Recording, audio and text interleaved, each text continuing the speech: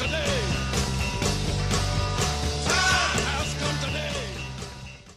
YouTube, this is Noah Mian back again, and it's currently July 13, 2017, and it's 9:32 p.m. So, considering that it's been 3 days since my last post, there's a few things I have to talk about. Basically today, you probably heard that President Trump has met with Emmanuel Macron, the president of France. Actually in Paris itself. There they were supposed to be they're supposed to be talking about basically terrorism, Russia, China, and the Paris Climate Agreement, which, as you already know, America withdrew from, and I supported that. But that is what they are talking about. So far, I haven't heard too much besides the fact that a few of the some of the media has actually been focusing more on what President Trump said about the First Lady of France instead of what's been going on. All that's been going on, all that I can tell so far is that I think that they're trying to build a mutual understanding. I mean, obviously, Trump and Emmanuel Macron, they're both completely different. One is definitely an anti-establishment candidate who had no experience in politics whatsoever.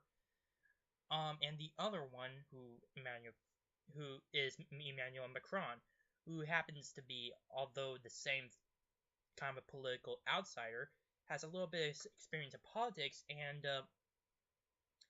is a little bit more soft on a few issues compared to Donald Trump.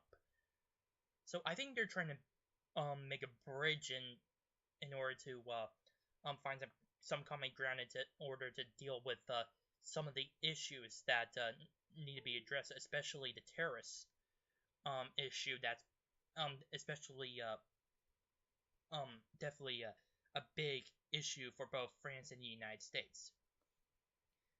I mean, as we already know from last year, there was a terrorist attack in Nice on Bastille Day, which, by the way, is actually tomorrow. So anyone who's from France, happy Bastille Day. In fact, I've already have a French flag waving outside in the front yard just to show happy Bastille Day. It kind of reminds me of Independence Day from 9 days ago. So yeah, it's good. I'm sure it's gonna be great, but I am kind of concerned that there may be a possible terrorist attack or something of that matter. So it's definitely good that President Trump and President Macron are definitely getting together in order to try to find some common ground. In fact, the Washington Post has actually said something about trying to figure out a way that Macron and Trump have actually been doing. Well, basically, to build a bridge between them. There's this article that says that Trump and Macron, once cast as adversaries, now show they have much in common. And to be kind of frank, they are right. They, like I said before, they don't have as much experience in politics, and they kind of want to shake up basically the status quo in their respective countries. But of course, like I said before, there are a few differences, like how Macron clearly is in support of the Paris Climate Agreement, while Trump definitely made a big issue of deciding to lead the Paris Climate Agreement, especially to the ire of other nations besides France. Now, I'm glad that they're getting together in order to deal with this, because France is definitely a major ally, not just in NATO, but also the fact that it's about it. They are definitely a major ally in combating terrorism. In fact, there was a few years ago during Francois Hollande's term of office where he actually sent French forces into Mali in order to stop basically Islamist extremists from taking over the country. And from what I can tell, and this is from the information I currently have, so I do not really know the current state of what's been going on, they kind of have succeeded. But again, that's from the information I already know, and that's very old information, so I could be very behind on that. But like I said before, they are definitely a very important ally in defeating terrorism and in trying to gain and focusing on the support with NATO and stuff.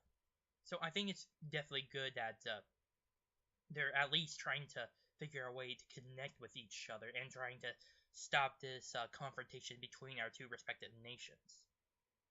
Now, in other news, and this, although this is a small one, yesterday President Trump actually posted on his Twitter. Let me see here. That the Hill reported that $1.6 billion that Trump requested for Congress to construct a wall on the U.S. border is being allocated by the House Appropriations Committee. Now, that is definitely a big win because it's definitely one of the major promises. In fact, that's you've probably been hearing that all the time now from Trump supporters. Build that wall, build that wall. The second would be lock her up, lock her up. But anyway, this doesn't mean that it's going directly to the House. It means that it's going to a committee, and there's a possibility of it being created into a bill. Now, here's my thinking. It's definitely going to be created into a bill from the committee, and then it will be narrowly passed within the House of Representatives. But there will definitely be a major difficulty when it comes to introducing it in the Senate. Now, let's be clear here. Republicans, although they have a majority, they have 51 or 52 people in the Senate that they hold. While they have a majority, they don't have a super majority. And to be frank, there are some senators that may have a problem with this wall, who happen to be Republican. I don't know. Maybe they would be united on that bill, but there's definitely from what I know, there's definitely gonna be a big adversary from the Democrats because of how much they despise this wall. In fact, they a lot of times call it racist or something like that. So what I do expect is that it will narrowly pass within the Senate and eventually go up to the presidency, and then construction of the wall will begin. But again, it's going to be coming from the Democrats, where most of the opposition is. That reminds me, the American Health Care Act. There's been a few revisions from what I can tell. I haven't looked into it too much, but obviously it's trying to get the 5 senators who happen to be Republicans, like Ted Cruz and Ron Paul, to vote yes in passing this bill. And even though that there's been revisions to it, it's kind of been difficult. To get all the Republicans on their side. That for now, that's all the information that I have for you. I am Noah Meehan from the Arc of Truth, and before I